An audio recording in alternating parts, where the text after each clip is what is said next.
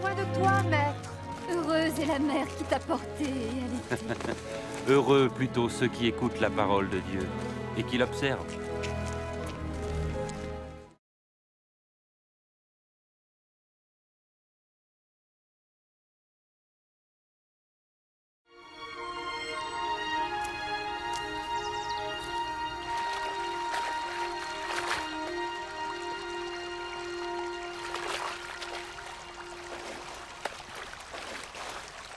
Apprends-nous à prier, comme Jean l'a appris à ses disciples. Quand vous priez, dites « Notre Père qui es aux cieux, que ton nom soit sanctifié, que ton règne vienne, que ta volonté soit faite sur la terre comme au ciel. Donne-nous chaque jour notre pain quotidien. Pardonne-nous nos offenses, comme nous pardonnons aussi à ceux qui nous ont offensés. Protège-nous contre la tentation et délivre-nous du mal. »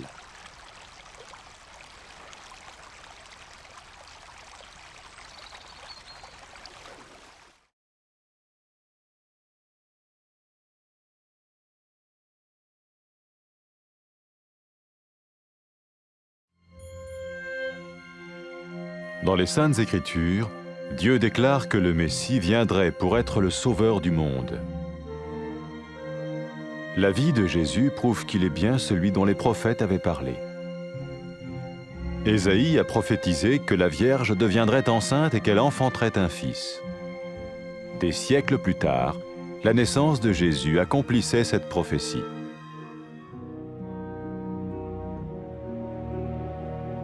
Les Saintes Écritures déclaraient que le saint à naître serait appelé le Fils de Dieu. Cela signifiait que Jésus serait le Fils de Dieu au sens spirituel et non au sens physique. Nous le voyons par sa manière de vivre.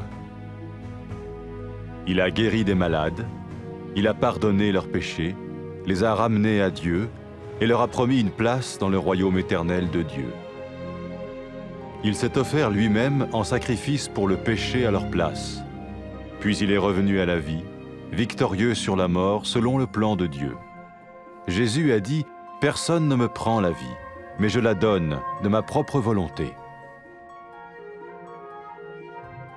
La vie de Jésus n'a pas seulement accompli les écrits des prophètes, mais elle a aussi confirmé la vérité de la sainte parole de Dieu. Les prophètes avaient écrit « Ta parole, ô mon Dieu, est parfaite, elle dure à toujours. » Jésus lui-même a dit « Le ciel et la terre disparaîtront, tandis que mes paroles ne disparaîtront jamais. » Jésus est venu pour nous donner la vie dans toute sa plénitude. Et quand l'homme a désobéi à Dieu dans le jardin d'Éden, il a choisi sa propre voie et ses actions l'ont séparé du Créateur.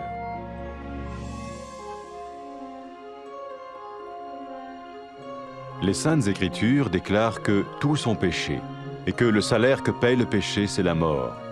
Il s'agit de la mort spirituelle, éternelle séparation d'avec Dieu.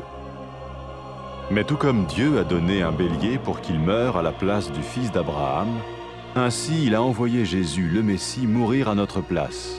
Sa vie, sa mort et sa résurrection restaurent la relation entre Dieu et tous ceux qui mettent leur confiance en lui. Maintenant, non seulement Jésus pardonne les péchés de ceux qui le suivent, mais il les sauve aussi du jugement éternel de Dieu. Ils sont sûrs d'aller au paradis et de vivre avec lui pour toujours. C'est cette vie et cette liberté de la culpabilité et du pouvoir du péché que Jésus offre à chacun aujourd'hui. Cela ne veut pas dire suivre une religion, mais choisir d'avoir foi en Jésus qui dit « Je me tiens à la porte et je frappe. Si quelqu'un entend ma voix et ouvre la porte, j'entrerai chez lui. » Cela veut dire se tourner vers Dieu et croire que Jésus vient dans nos vies pardonner nos péchés et nous rendre tels qu'il veut que nous soyons. Il ne suffit pas d'approuver intellectuellement ce qu'il dit, ni de vivre une expérience émotionnelle. Nous le recevons par grâce, au moyen de la foi, par un acte de notre volonté. Lorsque quelqu'un est prêt à suivre Jésus le Messie, il peut lui parler par une simple prière. Peut-être êtes-vous prêt maintenant à ouvrir votre vie à Dieu. Si oui, vous pouvez vous joindre à la prière suivante, silencieusement. dans votre cœur. Seigneur Jésus, j'ai besoin de toi. Merci d'être mort sur la croix pour mes péchés.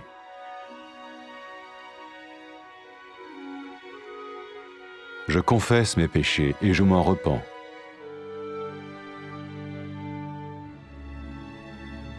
Je t'ouvre la porte de ma vie et je te reçois comme mon Sauveur et Seigneur.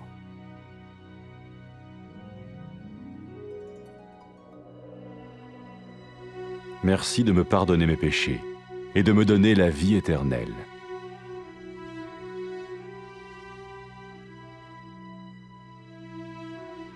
Fais de moi le genre de personne que tu veux que je sois. Maintenant que je deviens l'un de ceux qui te suivent. Amen.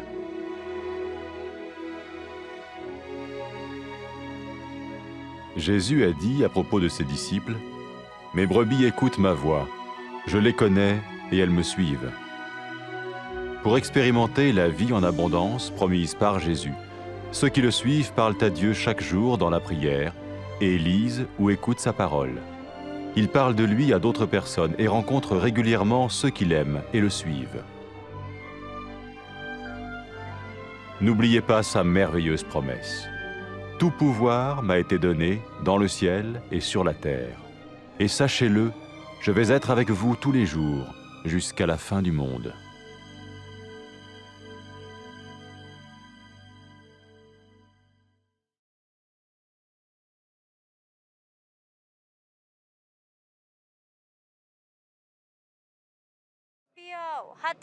hooyadii ku dhashay kuna nuujisay ayaa barakaysan weli waxaa aad u barakaysan kuwa ilaahay erigiisa maqla kuna dhaqma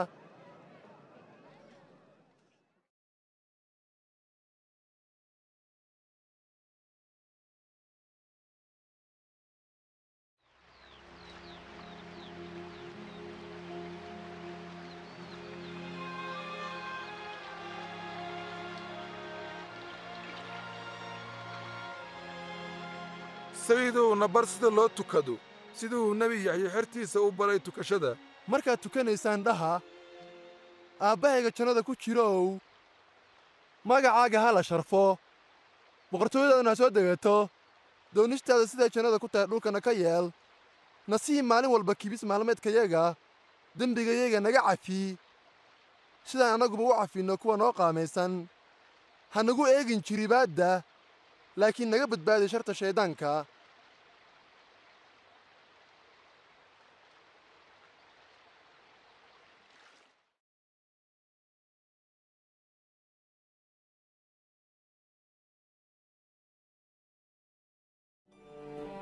nabiyaalkii waxay saadaaliyeen inuu eebbe soo diraayo masiixa uuna dembiyaalka ka badbaadinayo xiriirkoodana u soo celin doono xagga eebbahooda nolosha sayid ciise ayaa aad noogu caddaynaysa inuu runtii yahay badbaadihii u ballanqaaday inuu u soo diraayo adduunka ishaaciya wuxuu saadaaliyey inay gabar bikra ah uuraysanayso wiilna dhali doonto wayna noqotay ilaah awooddiisa iyo kelmaddiisa ruuxa daahirka ayaa mar yar oo bikra ah ku haraysmay wayna uurowday masiixuna sidaas ayuu ku dhashay siday qoralladu u sheegeen dhalashadiisa waxay mucjiso sumad ah u noqotay eebbe inuu wiilkan yahay masiixa oo eebbahayna ugu magacaabay wiilkayga haddana u dhow eebbe xaggiisa dadku markay sayid ciise arkeen waxay kaloo arkeen eebbe awooddiisa iyo maamulkiisa isagoo haddana u ballanqaaday ummaddiisa rumaysa inuu boqortooyadiisa daa'inka kula waari doono sayid ciise wuxuu noloshiisa u hibeeyey silaca ummadda oo dhan darteed kadibna wuu soo sara kacay runtii taas waxay caddaysay inuu ka guulaystay geerida duubanaha ciise masiix wuxuu yidhi waxaan leeyahay awood noloshayda aan ku hibeeyo kulana soo sara kaco nolosha ciise masiix waxay ku rumowday sidii nebiyaalkii hore u saadaaliyeen waxay caddaysay inay run tahay ereyga eebbe oo waxba lagama beddelin siday nebiyaalku hore u caddeeyeen rabbiyow ereygaagu waa dhab oo waa daa'im sayid ciise wuxuu yidhi cirka iyo dhulka way dhammaan doonaan laakiin ereygaygu ma dhammaan doono eebbe markuu dhulka uumay aadan iyo xaawa si ay ula nooladaan uguna renreeyaan eebbahooda laakiin iyagu way caasiyeen amarka eebbahooda ceebtaas darteed ayaa eebbahooda xiriirkoodii ku kala go'ay qoraalladu waxay caddeeyeen inuu bini'aadanka oo dhan dambaabaan oo abaalkoodu yahay dhimasho dembiilayaashu xiriir lama laha eebbaha quduuska ah laakiinse sida eebbo ugu keenay wan kuna beddelay wiilkii nebi ibraahim innagana eebba duubanaha ciise masiix wuxuu inoogu soo diray inuu dembigeenna loo hibeeyo uuna dhinto beddelkeenni noloshiisa dhimashadiisa iyo sarakaciddiisa waxay dib u soo celinaysaa xiriirkii u dhexeeye eebbe iyo ummaddii rumaysa sidaas awgeed kuwa ciise masiix xertiisa noqda waxay ka badbaadayaan ciqaabta naarta daa'inka ah eebbahoodana kula waarayaan jannada sayid ciise xertiisa wuxuu ku yidhi daraadday qurmaha oo dhan ugu naadiya farriinta wanaagsan inuu eebbe u dembi dhaafayo kuwa dembigooda ka toobadkeena oo aniga i rumeeyo sayid ciise masiix wuxuu kaloo xertiisa u ballanqaaday inuu soo diraayo ruuxa quduuska ah si uu u tuso jidka toosan uuna siiyo awood ay ugu dhaqmaan jidka eebbe markay naagtii dembiilayda ahayd noqotay xertii ciise masiix wuxuu ku yidhi dembigaaga waa la cafiyey waana lagaa badbaadiye waayo anigaad igu kalsoon tahay weliba sayid ciise wuxuu kaloo yidhi haddii ay dadku eebbe aad u jeclaadaan waxay caddaynaysaa in dembigooda la cafinaayo markuu dembiiluhu iskutallaabta saarnaa oona awooddarrida haysay sayid ciise wuxuu ku yidhi maanta jannada ayaad ila joogi doontaa kuwa oggolaada inay xertiisa noqdaan waxay xidhiirkooda ku bilaabayaan sida ducada tan eebbaha naxariista badnaayow adigaa quduus ah wax walba adigaa ka sarreeya aniga waan ka xumahay amarkaagaan diiday waana kugu dambaabay waad ku mahadsan tahay inaad sayid ciise ii soo dirto kuna dhinto iskutillaabta daraaddey ka dibna uu dib u soo sarakaco waxaan ku mahadinayaa silica iyo iqaabta uu u maray aniga dembiyadayda daraaddood waxaan doonayaa inaan noqdo sayid ciise xertiisa isaguna noqdo badbaadiyahayga iyo rabbigaygaba waxaan ku mahadinayaa sidaad ii cafisay oo boqortooyadaada daa'inka ah iigu dartay waxaan kaa rabaa inaad ruuxa quduuska ii hibayso oo aad jidka xirnimadaada ii tusto ruuxa quduuska ah ha i siiyo awood uu qalbigayga kugu jeclaado oo aan ku noolaado nololaad raalli ka tahay oo ummadaha oo dhan ku ammaanaan meel kasta dunida ay joogaan aamiin sayid ciise xertiis wuxuu u sheegay laxdaydu codkaygay maqashaa waan aqaannaa iyaguna waa i soo raacaan sayid ciise masiix xertiisa way kulmaan maalin kastana way la hadlaan waxayna bartaan qoraallada eebbaha waxay ku dhaqmaan jidka sayid ciise waxayna u naadiyaan farriinta wanaagsan kuwa kale sayid ciise masiix wuxuu xertiisa ku hagaa kuna dhiirigeliyaa jidka toosan kuna hibeeyaa awoodda ruuxa quduuska ah waxay maankooda ku hayaan murtida duubanaha sayid ciise masiix xertiisuna wuxuu u ballanqaaday markuu daruuraha sare ugu kacay isagoo leh eebbahay wuxuu i siiyey awood buuxdo taa jannada iyo dhulkaba lagu maamulo xasuusnaada mar kasta waan idinla joogaa ilaa ay adduunyadu ka dhammaanayso